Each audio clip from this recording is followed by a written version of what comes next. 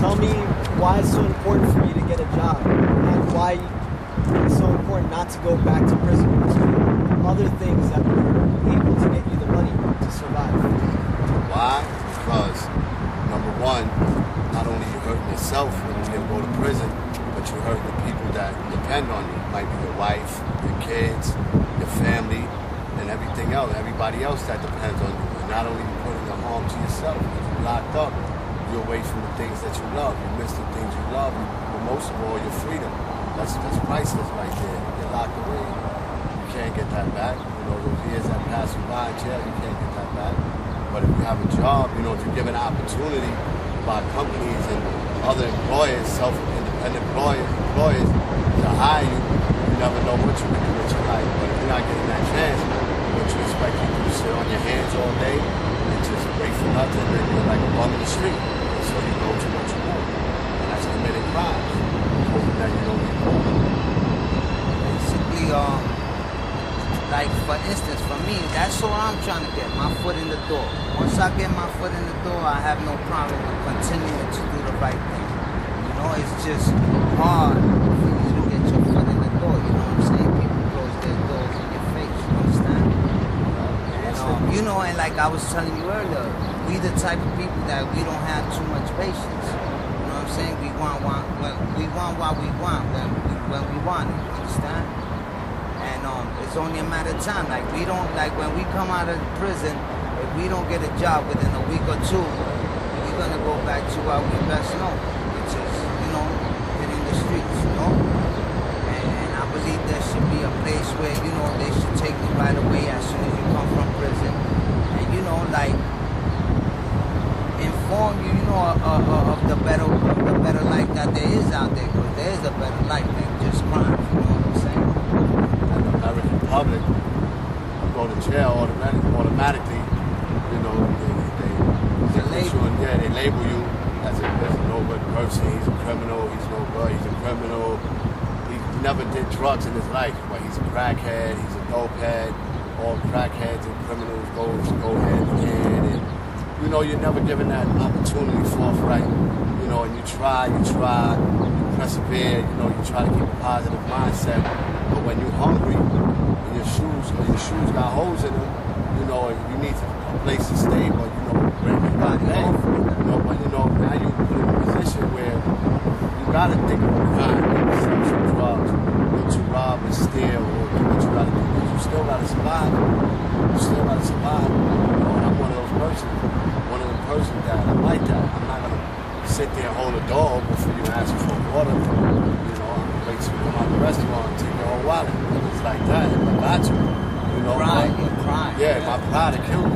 I've always said that. You know, so it's like I'm always put in a position where when things like he said, you try the first couple of weeks and things are not promising. You ain't got no money. You're hungry. What you gonna do? You're a grown man. You don't be asking nobody to do anything for you. So you're gonna go out into the street. You're gonna try to make money. Anything can happen. You can call somebody else. You can get into a problem in the street. Get into a fight with a guy. Kill you. There's so many different scenarios and possibilities in the street. Like I said, until we afforded these opportunities and not just lip service that they say we're going to do this for felons and that for felons, then you know, you're going to see no difference. Everything is going to stay the same. Now, even felons come up with second chances and stuff like that, then you'll be alright. You know, take that, you know, you do what you got to do. The door's open for you to get in. We'll give you an opportunity. Now, if you mess up again, that's something different. But as long as the opportunity was afforded to you, then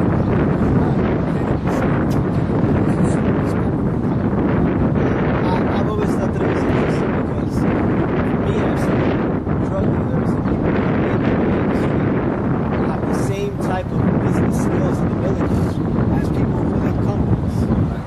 So what that means is, well, obviously the type of business is different and the product that you sell is different, but that means that you have the skills to generate money. An entrepreneur, right? And would you hope to someday be able to be self-employed or an entrepreneur or be make money, but in the right way, in a way that was helpful to you when you weren't in danger? Absolutely. If you're afforded that opportunity, why not?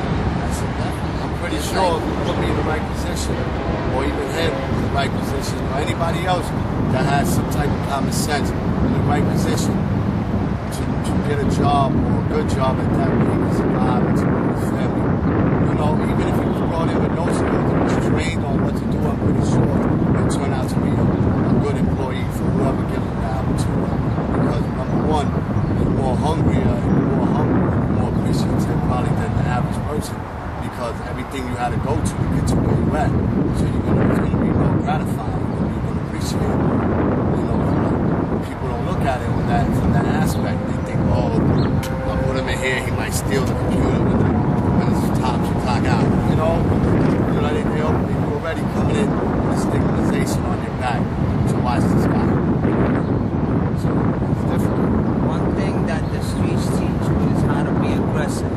So you know you could turn the negative aggressiveness into positive, and that could take you to the top of the world. You know, and to have confidence in yourself. So you know these are things that you can flip from negative to positive and become success.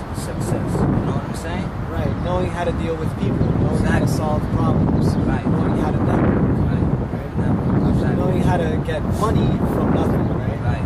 This is really important. Yeah, like they say, make $1 out of 15 cents. Hustle's Right. the hustle, man. It's what we do too. It's just we're selling something else. Exactly. Yeah. Yeah. It's like selling cars, you know what I'm saying? You just gotta sell yourself. You sell your mentality. You sell, what you know. The first thing they do, you go for a job interview. They like to interview. You're gonna do a background check. We're gonna do a background check. Exactly. And once you get shut down 2 or 3 times, that's it. You Frustrated give up. already. Give up, but you already you feel like you're wasting your time. Frustrated. You know? And me personally, I can't work for 7:15. I was just telling you. 7:15 cannot do nothing for me. 7:15 an hour is for a teenager with no responsibilities. That's a Kids. student that goes to school. You know, that's for like their cell phone bill, buy their little outfits and stuff like that. But they live with their family. They don't pay no rent. They don't pay no light bill. You know, they don't have no responsibility. That's something to keep them out of the streets and occupy their free time. But for a man with responsibility, with rent and bills, what's 7:15 or 7:25 gonna do for you? Pretty insulting. And is then what it I'm is. single with no kids or nothing. So when you file your W-4 form, they're gonna take half the check because the more money, the less people you claim on your taxes, the more money they take from you. So I'll be coming home with basically next to nothing. And once you buy your train fare, your Metro card, for the train or wherever, how you travel to get to work is over. Right. But the most important thing that I'm hearing you guys saying right now